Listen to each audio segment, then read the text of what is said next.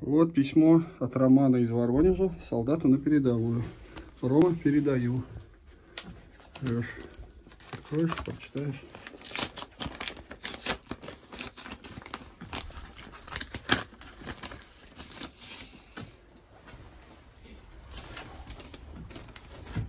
Здравствуй, дорогой солдат. Мое имя Роман. Мне 10 лет.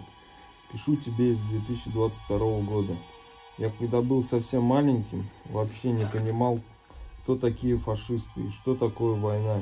И когда я про это узнал, меня это потрясло. И вот спустя 77 лет фашизм опять проснулся. Я смотрел передачу по телевизору, там выступал профессор, и он говорил тем, кто против нас.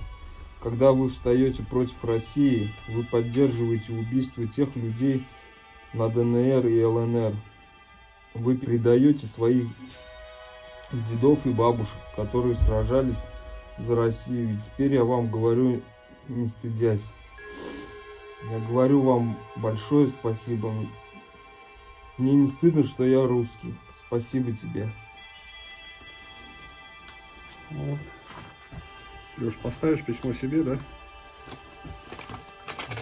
Да. Рома, что скажешь Роме? Спасибо большое за такие теплые, хорошие слова. Они действительно греют. Приятно до слез, честно.